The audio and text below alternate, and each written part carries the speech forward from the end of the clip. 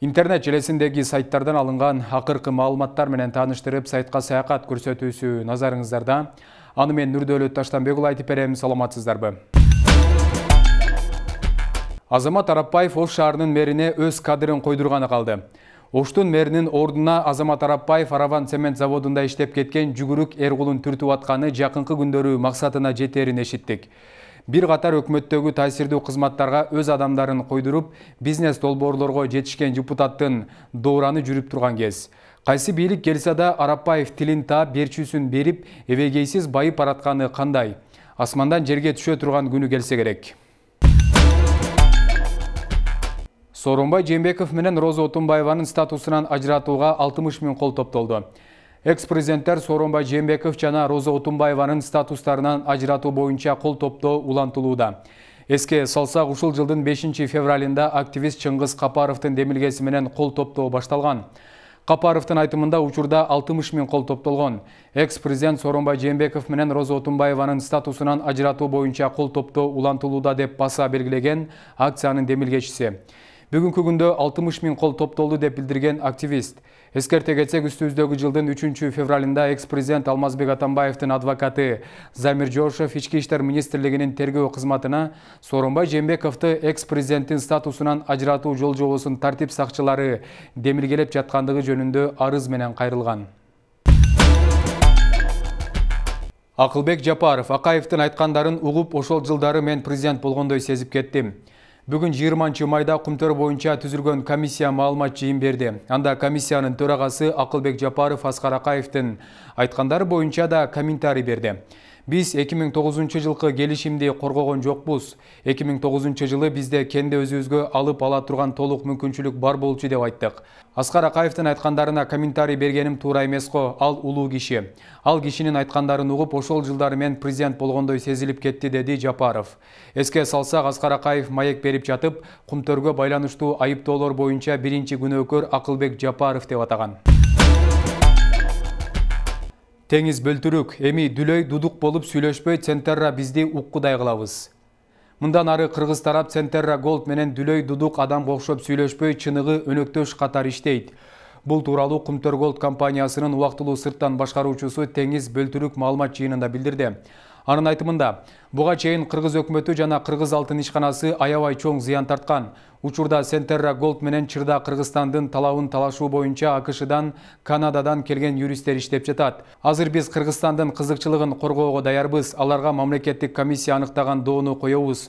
Мындан ары канадалык компания менен чыныгы өнөктөштүк мамиледе иштейбиз. Эгерде Центерра ачык айкын Кыргызстандын мыйзамдарын жана эл аралык стандарттарды сактап иштей турган болсо, алар менен дени сак адам дудук дүлөйгө окшоп сүйлөшкөндөй практиканы токтотобуз. Центерра акыр аягы келип биздин сөзүбүздү угуп, кол шилтеп кетпей тургандай кылабыз, деди бөлтүрүк. Ошондой эле ал Кыргыз тараптын сунуштарын четке кага турган убакыт өткөнүн белгиледи. Искендер Гайыпкулов кара жанын ойлоп аппараттан качып чыктыбы? Президенттик аппараттагы кызматынан Искендер Гайыпкулов Кумтөрдөгү иштерге байланыштуу келише албай кеткени кабарланды. Ал бул багыттын келечексиз экенин айтканы ырасталабы. Анан калса саясаттануучу Валентин Богатыреев менен тымызын иштешип жаткан. Ал дагы өзүнүн башкаруучулук багыты аркылуу таасир этсе керек. Ар дайым сак куу чычканга кебек алдырбаган Гайыпкулов алдыдагы жалпы саясий кырдаалдын туруксуздугун сезип, өзүнүн кара жанын калкалоо үчүн аппараттагы майлуу кызматын таштай качканбы? УКМКнын мурдагы башчысы июлга чейин камакта калтырылды. Мурдагы башкы чекист Абдил Сегизбаев УКМКнын абагында 25 июлга чейин калтырылды. Бул тууралуу 1 май райондук соту кабарлады. Баш коргоо чарасын узартуу чечими бүгүн кабыл алынган. Башкы прокуратура Улуттук коопсуздук мамлекеттик комитетинин мурдагы башчысы Абдил Сегизбаевке карата 6 кылмыш иши козголгонун, көбү атайын кызматтагы ишмердүүлүгүнө, ошондой эле жерлерди мыйзамсыз алууга байланыштуу. Эске салсак, Сегизбаев президенттикке талапкер болгон. Шайлоодон 2 жума өткөндөн кийин 25 январда кармалган. Василий Дашковдун уулу Кыргыз темир жолго байланыштуу коррупцияга шектелүүдө. Кыргыз темир жолунун мурдагы башкы директору Дашковдун уулу коррупцияга шектелип кармалды. Бул тууралуу УКМКнын басма сөз борбору билдирген. Маалыматта Кыргыз темир жолунун жооптуу адамдары товарларды жана материалдарды жеткирүү жана кызмат көрсөтүү үчүн акы төлөөнү жамынып, 2020 жылдын май айынан 2021 жылдын апрелине чейин Атом Групп жоопкерчилиги чектелген компаниясына жана Генезис Плюс жоопкерчилиги чектелген компаниясына 500 миллион сомдон ашык акча которгону аныкталды. Ошол эле учурда мамлекеттик ишкана көрсөтүлгөн мөөнөткө аталган ишканалар менен товардык материалдык баалуулуктарды жеткирүү боюнча келишим түзбөгөндүгү белгилүү болду. Учурда Кыргыз темир жолу мамлекеттик ишканасынын бюджеттик кызыкчылыгына келтирилген зыянды аныктоо боюнча иш-чаралар жүрүп жатат деп маалымдайт УКМК.